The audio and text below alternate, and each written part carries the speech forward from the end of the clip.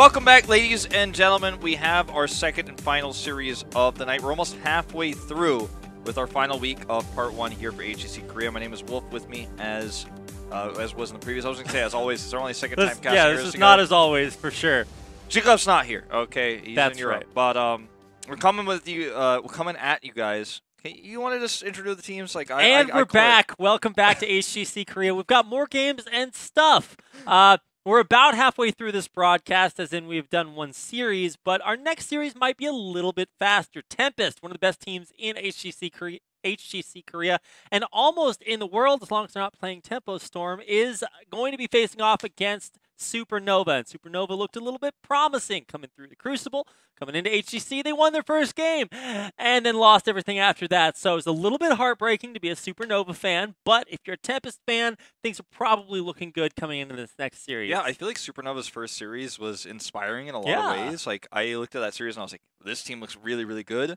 And I hyped them up a lot. Maybe I got a little bit too excited for them. But yeah, they have not really performed that well since. I mean, I don't want to say that they haven't, like, they dropped off or that was just a fluke series, but they haven't been able to come up with wins. And a lot of the teams that they have faced have kind of drafted against them, removed their macro-oriented style. They also play a very similar style to Blossom in terms of team fighting, where they look for very heavy CC, look for pickoffs in the early part of the fight, kill a support, kill a tank, and then win the longer fight. So if you know that, you can play around it well. Execution is something that they're still figuring out. For me, when I look at this roster, I look at Kirisaku in the top lane. I look at him dominating almost no matter what. Yeah. Like, he's beating Urels in 1v1s in the top lane. Like, his top laning is really top-notch. No pun intended on that. I thought you were going to say something, so I had to, like, put it out there. Yeah, you were trying to cut me off there, but even I knew that was a terrible joke. But no, you're right. Kirisaku's killing. He even won a lane as Dahaka versus Urel. Yeah. And he was getting 2v1 in that lane repeatedly, and he just stayed back. He took the hit, and he's like, okay, but I win in the global advantage, and he came back and really did a lot for his team. So I think that was in there one win against Ballistics, if I'm not mistaken, or Blossom, yeah.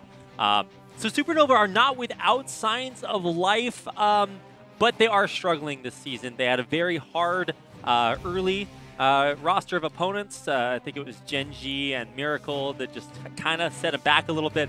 But they do have some major strengths. No Chat is performing well now. He had kind of struggled early on, but they also have that strength in the top lane, Kirisaku. But the team coordination is a little bit lacking if they don't get off to a good start. Yeah, I mean, Supernova has had more wins than any other team to come out of Open Division, like, ever. They've taken so many map wins. Like, you know, as a relegation winning team, like as a Crucible advancing team, they've taken more map wins than really almost any other team ever has from that position. So there's a lot of promise here on this squad, and I think that as we head into part two and 2019 HGC Korea, like, there's a lot to discuss and a lot to kind of praise for the squad potentially, and where they, like, people will remember where we started with this team and the hype that was there if they continue to improve and do well. That's an if, but yeah.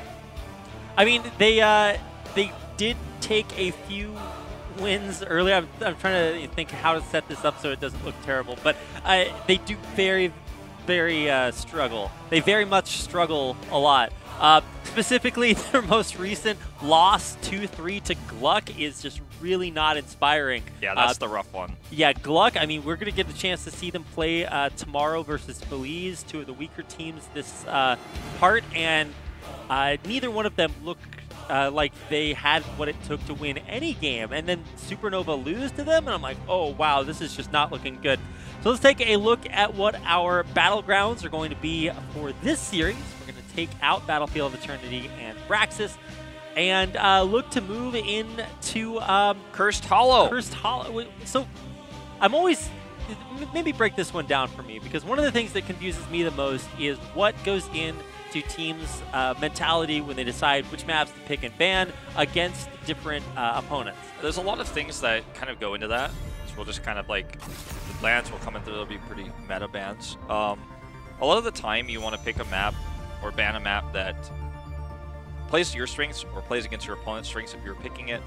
But a lot of map bans at highest level of play are against maps that you feel like have a lot of variance. And Cursed Hollow is actually one of those maps where you you can see crazy snowball wins for weaker teams on paper because they were able to get lucky tribute spawns into a fast 2-0, or they won one fight that got them 10 that led to a boss or a double boss. This map can snowball. I think that's one of the reasons why Supernova might have picked it here, knowing they're the underdogs.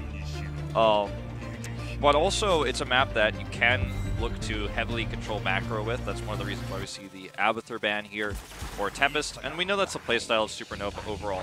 And so, as a result, they will prioritize the Dahaka here in first rotation.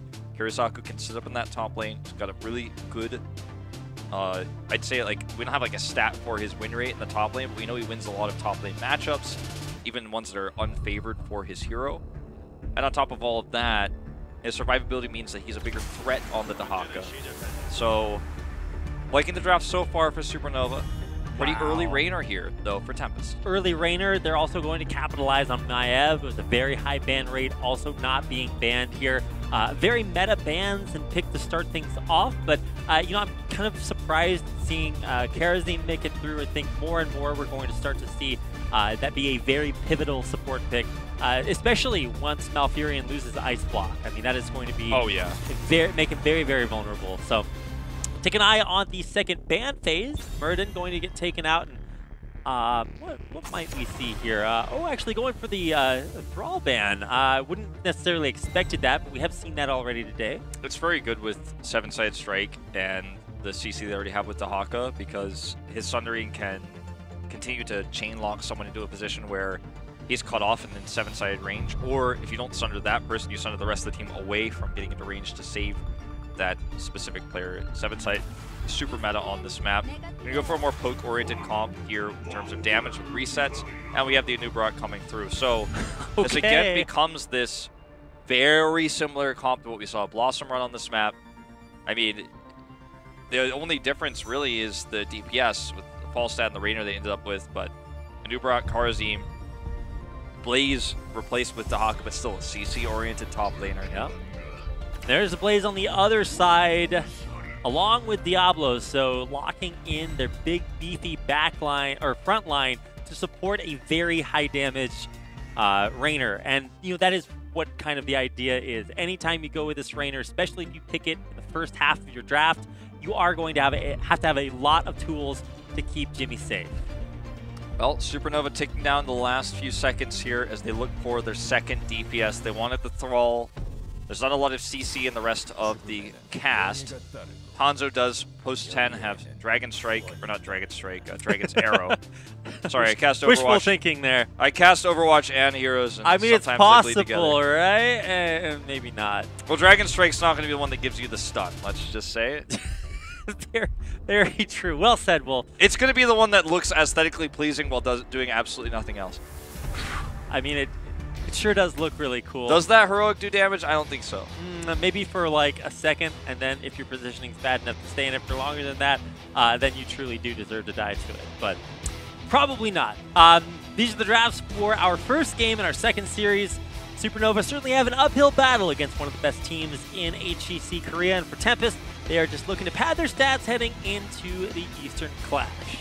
So, you know, for Tempest, they play a style, they play a draft that leads into more poke play, some combo potential in the early game with the Diablo and Maiev. But Supernova by far has the more initiation-heavy comp, the comp I think that works the map better because they also have the Dahaka pick. So this is basically, to me, like I look at these two comps and say that Tempest is just playing the comp where they're saying we're better than you, we're going to win off of our mechanical skill alone, and Supernova is just saying we're playing to the map, and we're playing a little bit more to this evolving meta in Korea. Before today, with 20 games played, Anub'arak had a 70% win rate. He has won all 3 games he was played in today. So make that 23 games with, I don't know exactly how many wins he had before, so he's probably jumping up to like 75% at this point. We're getting up there. It's the closer it gets to 80, the closer I think people get to start to get realizing that it is not a not something you want to let through lightly, and it does seem to be getting through really uncontested. It hasn't drawn any bans, and it continues to be a big source of strength. So I don't know if that makes me vote for Supernova, but it certainly does give them a nice edge with a very powerful meta hero on their side.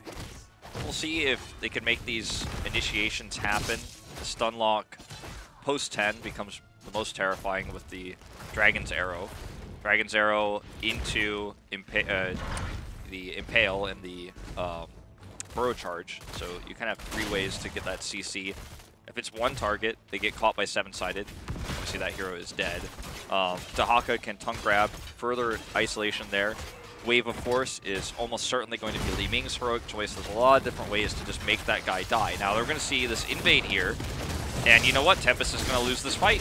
Yeah, lockdown, great reposition. Even Sign just barely survives. Oh my god, the turnaround's going to be insane here. Tempest now going back in, looking for revenge. Lockdown needs to get out of there. He gets locked down and taken out, so maybe a little bit overzealous. A great job by Supernova to kind of collapse, realizing that fight was going to happen. And wow, a nice escape for Diablo, but it does get turned around. Still a huge win for Supernova, massive. And had you know, they gotten the kill onto Sign there, which they're really just basically one auto attack away or one scatter arrow better connection away from getting, then it's even better for them, and they end up getting a massive experience lead. As it is now, they steal a camp. They have their own camp pressure coming through now.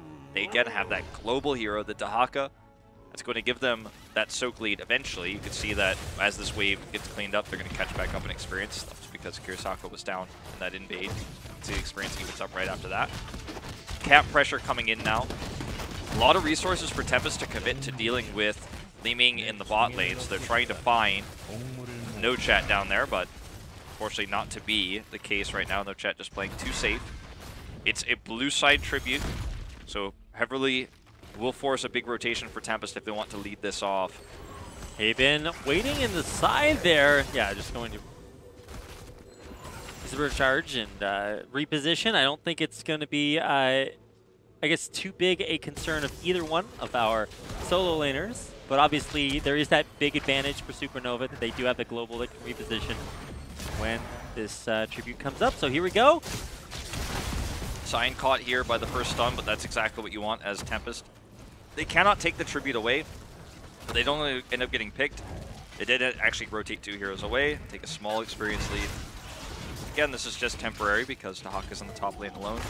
We'll continue to get that extra soak. Kurisako is not budging on this, was not required to leave in order to gain that tribute. So, commitment with the Diablo to try to kill No Chat. He survives as well. End up playing the bait here so well. It ends up usually being the Thrall he's on in these opportunities where he's in the bot lane as the off laner, not the top laner, but still a soaker, and then he baits a lot of engages that way.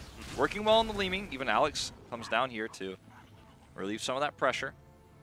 Yeah, No Chat was doing a good job, not like being over aggressive or trying to poke to extensively. Haven now coming in. There's the Burrow Strike. Where's the Impale going to go? He does hit 2. Good, taking half health, but he's still safe back in the back line.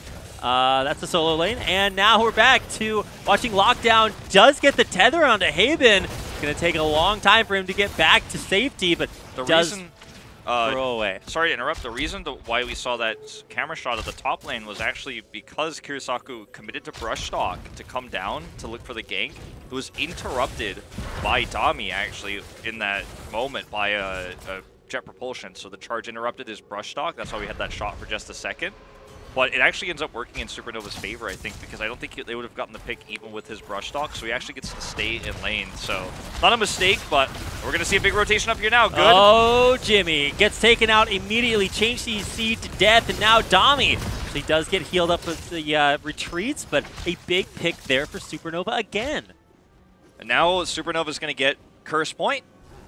Supernova massively ahead, experience lead very slightly to their opponents. They've had a lot of I think weird rotational play. Like, it's worked out for them well to deny some of the objectives of Tempest. And remember, they have the initiation comp. And with Dahaka being a part of that, they actually use him more as an initiator, more as a fighter than a global hero. So Kurisako hasn't had that global impact that he would normally have for the experience. Now, this is a risky play. Going for boss right here. I mean, you can even see Bentham took his entire health bar, and even with Lockdown scouting this, it is not, oh, he just barely misses the time to get on the point to contest. but now this is not going to go well for Supernova. They lose one, but they do get the boss. This is really lucky for Tempest that the next tribute is going to be red side like this, and it's also on the bottom where the boss is pushing, so they can both deal with this boss and position themselves to prevent the curse, and that pick on the no chat's going to make this all the easier. So despite the fact that he wasn't able to get that boss deny, I think it was still a good play by Lockdown to get in there, get that pick, because now it becomes all the easier. And in fact, Supernova's going to do it again. They're going to give the tribute, give him the positional advantage at Tempest, and they're going to make a boss play here, this time with 4. No chat's not here yet.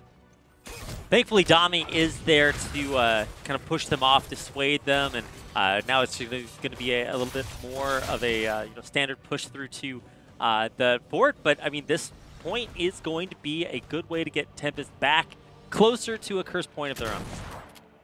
But just checking this brush real quick to make sure there was no Dahaka in there. And now they're going to, of course, come over here and take this camp.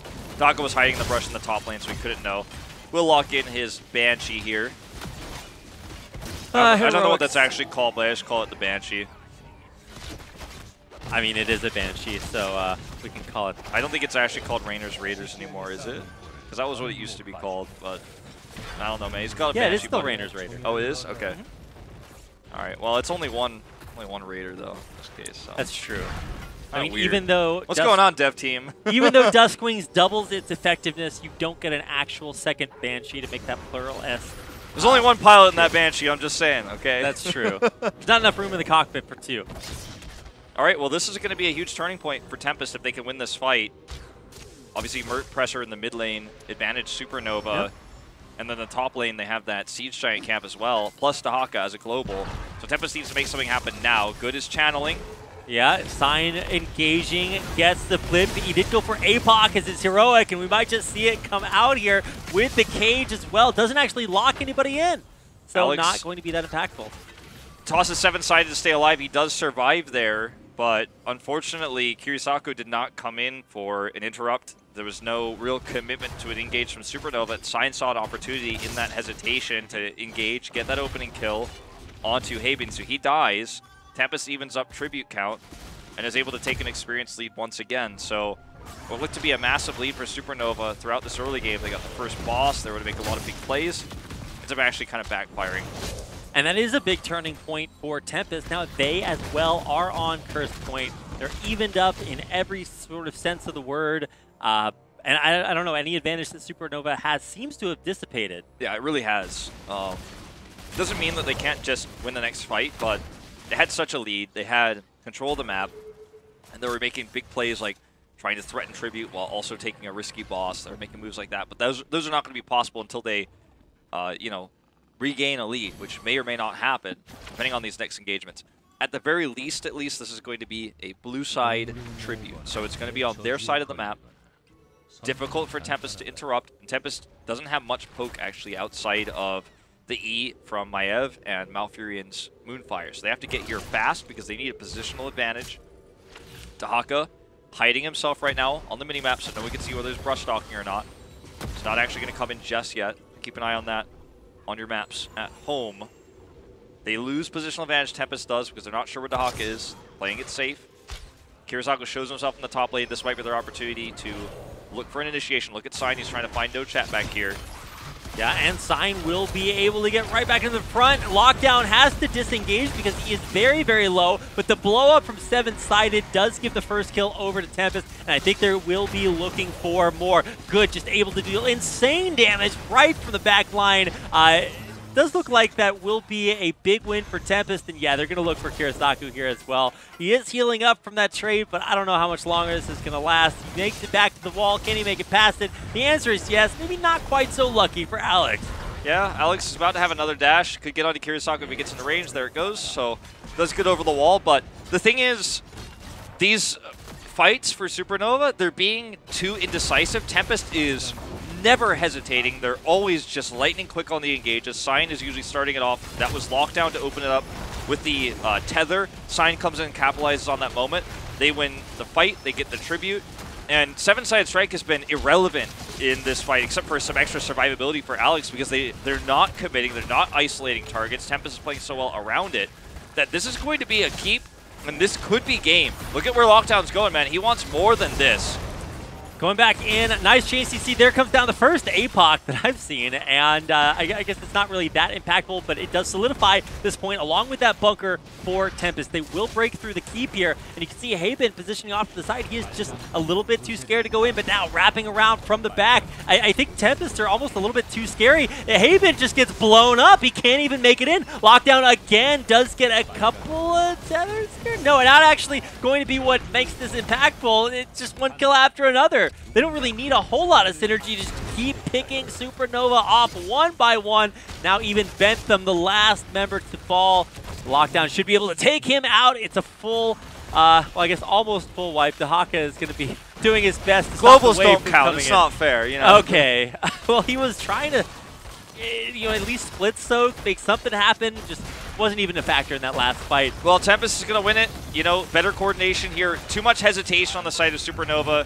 A team that started the season with great coordination, good team fighting, good target prioritization, but in this game, they hesitate. Tempest does not.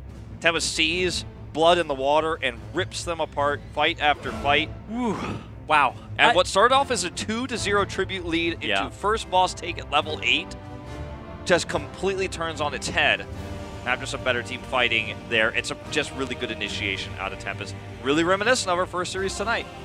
Yeah, I mean, I don't know if Game 2 is going to be reminiscent of our first series, just because it does seem like Tempest are really on fire, but you're right, it absolutely could turn around. I mean, I got my hopes up a little bit, Wolf. Supernova with a little bit of an early advantage. They were crushing it. I was like, wow, you know, this is a really strong early game. But every time Tempest gets behind, I always find myself thinking, I wonder how they're going to win from this position, right? Yeah, same. I mean, I do, like, I know you said you started to feel a little bit hopeful, but for me, the whole time I was thinking, like, all right, like, how do they win? Because in this moment, you look at their comp, and it's just so good at initiation. It's so good at dealing with, if you play correctly, right? Supernova, because Supernova's comp is similar. They actually have the better initiation post-10 because they have the arrow from Bentham.